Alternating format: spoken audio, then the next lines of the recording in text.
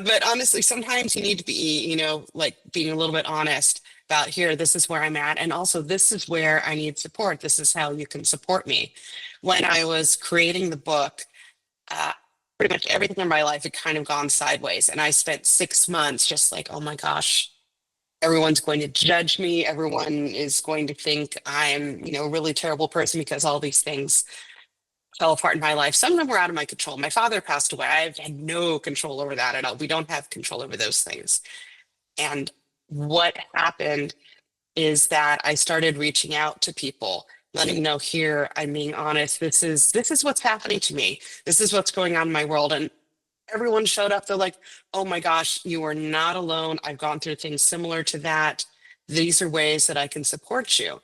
So this is where, it's like you have to get in touch with your story a little bit, like acknowledging, okay, these are the things that have happening to me. Your business's success depends on relationships, relationships with customers, relationships with employees, and relationships with stakeholders. What do they all have in common? They're all human. Because no matter if your business is B2B or B2C, it's really H to H, human to human. Welcome to the Human Connection Podcast. I'm your host, Karl Pontau. Each week I'll bring you stories, insights, and practical advice from experts that you can apply to your growing company and daily life. This week I'm super excited to connect with Jenn Alvin. Jenn is a creative badass, tech geek, and sticky note enthusiast who lives in Portland, Oregon. As a prolific maker, she has met very few craft projects she dislikes. Sorry, scrapbooking is not you, it's her. After carving her path up and occasionally sideways along corporate landscapes, she now guides others in mapping their authentic journeys. Her book, Stronger, Wiser, and Still Fabulous, is Jenn's love letter to resilient women everywhere, an invitation to embrace the beautiful chaos of coloring outside society's lines and breaking molds, not as rebellion but celebration. When she's not collecting experiences across continents or reverse engineering life's possibilities, you'll find her turning the ordinary into something undeniably magnificently extraordinary. Congrats on being a creative badass, and welcome to the Human Connection Podcast.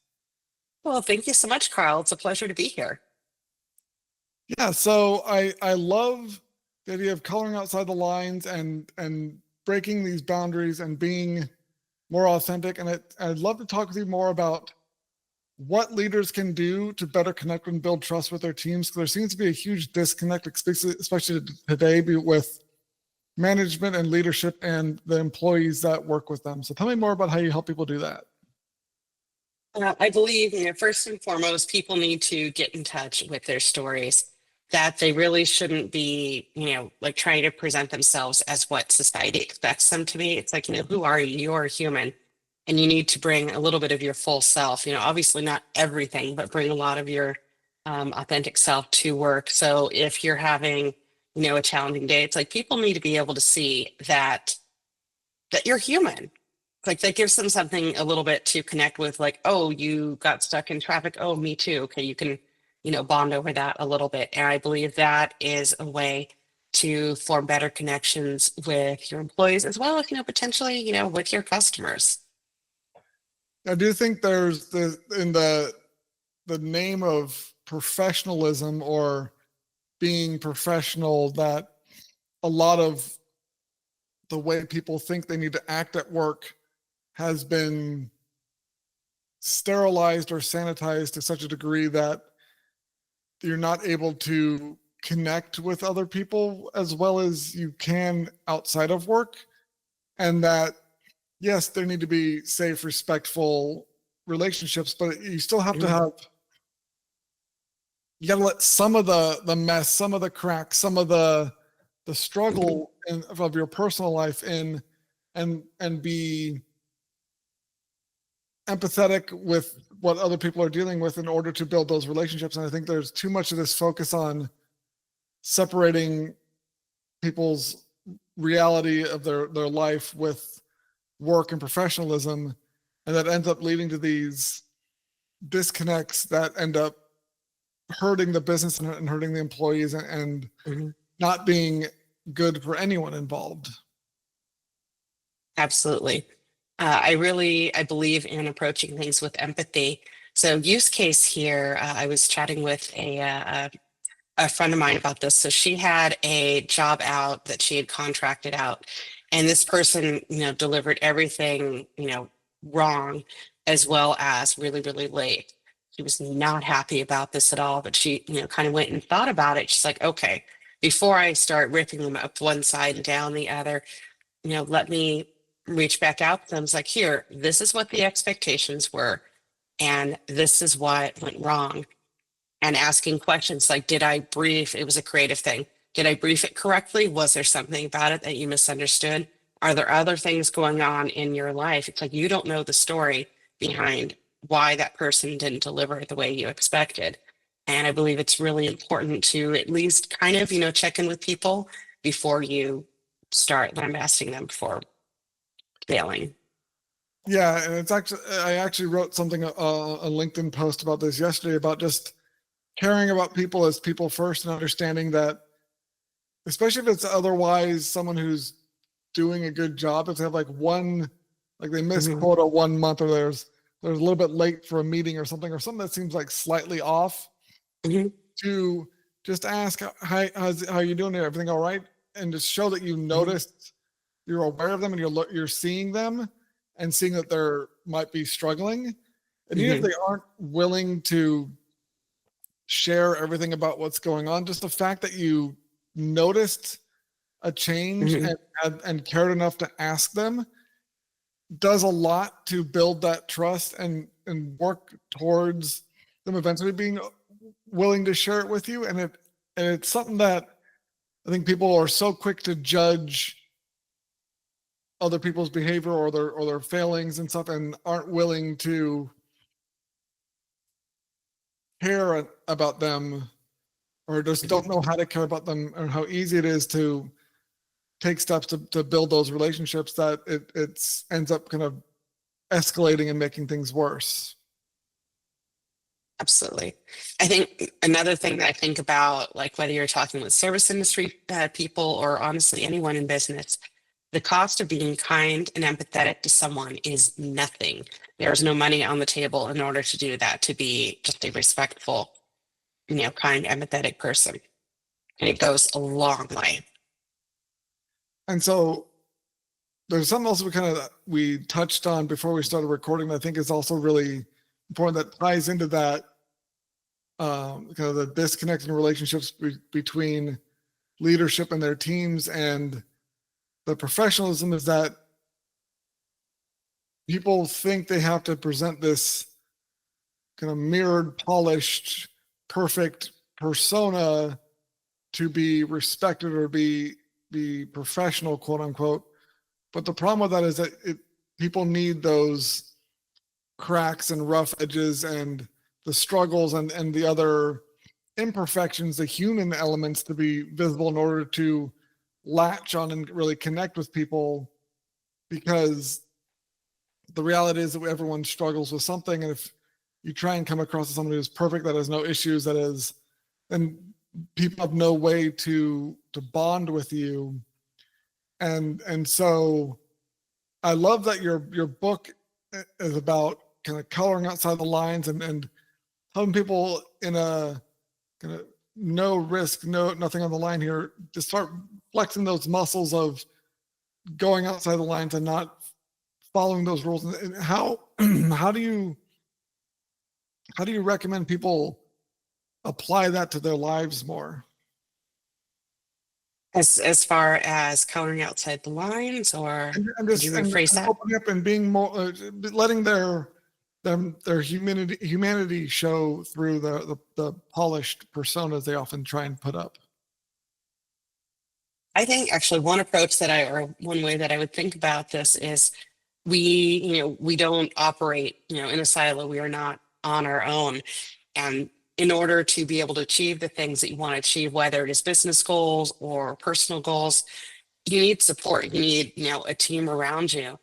And sometimes in order to get that support, you may need to fall apart a little bit. And I try to avoid doing, the angry crying in meetings, although there's been at least one time when I've had that happen. But honestly, sometimes you need to be, like being a little bit honest about here, this is where I'm at. And also, this is where I need support. This is how you can support me. When I was creating the book, uh, pretty much everything in my life had kind of gone sideways. And I spent 6 months just like, oh my gosh, everyone's going to judge me. Everyone is going to think I'm, a really terrible person because all these things fell apart in my life. Some of them were out of my control. My father passed away. I've had no control over that at all. We don't have control over those things. And what happened is that I started reaching out to people, letting them know, here, I'm being honest. This is what's happening to me. This is what's going on in my world. And everyone showed up. They're like, oh my gosh, you are not alone. I've gone through things similar to that. These are ways that I can support you. So this is where, it's like you have to get in touch with your story a little bit, like acknowledging, okay, these are the things that have happening to me. This is a lot. And by being honest with other people about where you're at, it opens up the opportunity for them to support you. I think we mistake or mislabel vulnerability as a sign of weakness, when in reality it is. When we see other people being vulnerable, we go, especially if it's a one-to-many sort of communication, we see it as whether they're really strong to be able to be open up and share that about themselves. But when we think about it for ourselves, we think, oh my God, I can't open up. I can't admit that I'm struggling because then people think I'm weak. When in reality, when people finally get past that and actually do share what they're struggling with, they get this outpouring of support, and it makes going through what they're currently struggling with a lot easier. And it's such a weird mental disconnect, at least in the US, and I'm not sure if I'm sure other cultures have similar issues, of just this idea that if you ask for help, then you're less of a person for needing help, when the reality is we all need help with something. We're all, and there's more people willing to help you if you just ask, we like helping people. And so it's just such a weird disconnect. When we see other people doing it, we're like, wow, that's such a sign of strength.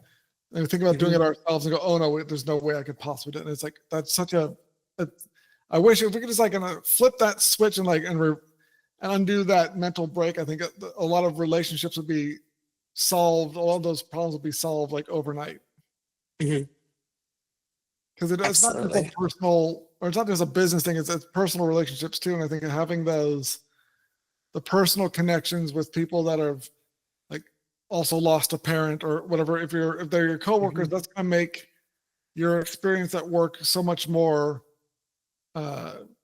genuine and enjoyable, and you'll feel like you actually belong there because you're around people that you actually know and know that you have stuff in common with besides where your cubicle is located in the office. Yeah. Another thing that I think about, so let's say that you are in a sales cycle. How do you distinguish yourself from any of the other people who are, pitching the client for that business? Are you going to be, like a cookie cutter, look like it got kicked out or spit out by Gen AI, like stock images that people do on websites? Yay, leaving that alone. But it's like, how do you make yourself a little bit distinctive? And by showing a little bit of vulnerability or personality, like who are you as a person, that will help you to connect with a client better. Yeah, I think there's a lot more that, especially these days, people feel so disconnected and they're seeking belonging, that leaders and companies in general can do to create those places for people to feel like they belong. And it actually solves a lot of the issues that the companies, the businesses are struggling with when it comes to employee and client churn and people not sticking around, is because they don't have that sense of belonging and connection on a deeper level besides the transactional. If it's just a paycheck and someone else is offering more, then okay, they're going to leave. But if they actually have relationships with other people or especially relationships with leadership, and they feel like they're they're bonded on a deeper level than just what's coming in the direct deposit every 2 weeks or whatever. Mhm. That's going to keep them around, and it's just all about getting back to that human aspect that I think is.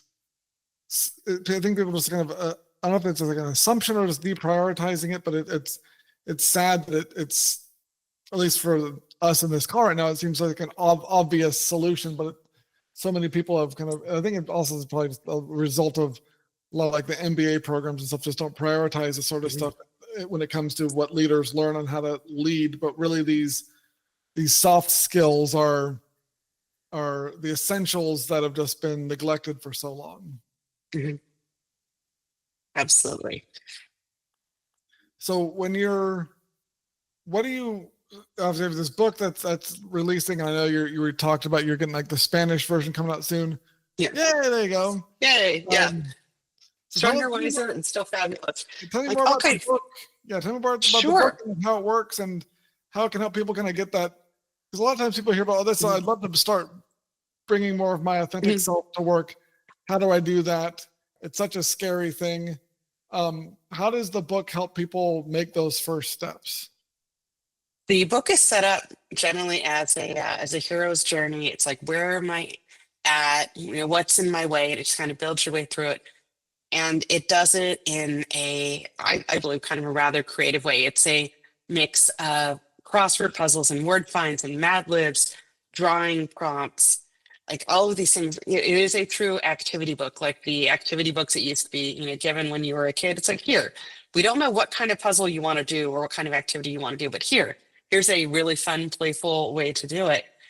And all of the activities in the book are kind of based on, a theme. So I love that. And a lot of the feedback I've gotten from the book, it's like, some days I feel like, what, I want to, write out and draw pictures of my favorite curse words. Or, okay, I want to be more reflective on what makes me happy, what am I learning right now? So it has all of those different, things built in within the book. And I believe that people being in touch with their story will help them with communication and really connecting with other people.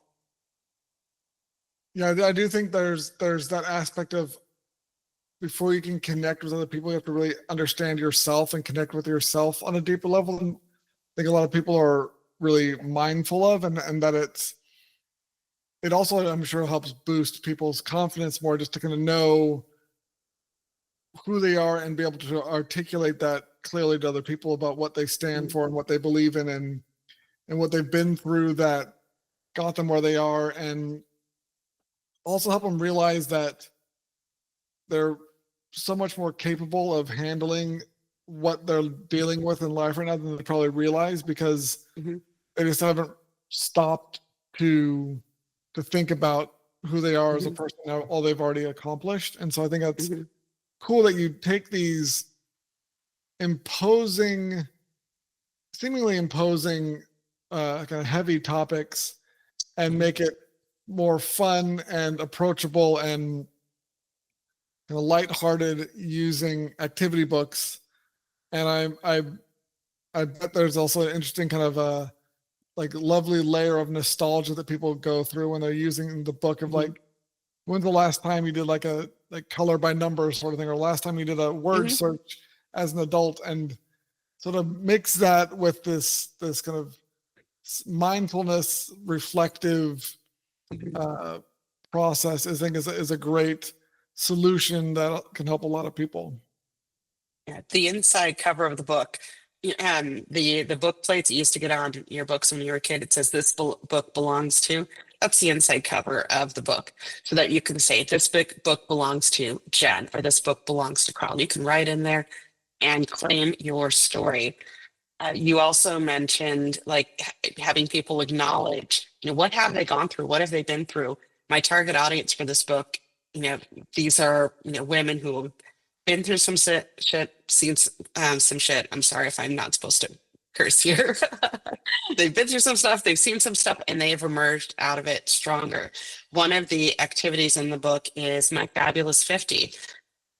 really a lot of people are like, okay, well, on to the next one, on to the next one, not acknowledging all of the really incredible things that they've done to date. And by listing out all 50 things, it's like, oh, right. I delivered that, that project that everyone said was impossible, but by rallying my team together, we were able to deliver on it. Wow. Acknowledge that and your greatness, your strength. You can take that forward with you. Yeah, I do think people forget to appreciate and celebrate their wins, and we're so our brains are wired to focus on the negatives that we forget all the positive things that we've accomplished. And it having especially like a list of 50 must be really rewarding and boosting in confidence, and people will complete that because they can realize just all the stuff they've already accomplished and how capable they really are. So, well, thank you so much for connecting with me today, Jenn. If you enjoyed this episode of the Human Connection Podcast, please like, leave a review, and share it. If you'd like to connect with myself or Jenn, check out the links in the show notes. And remember, no matter if your business is B2B or B2C, it's really H to H, human to human. Happy connecting.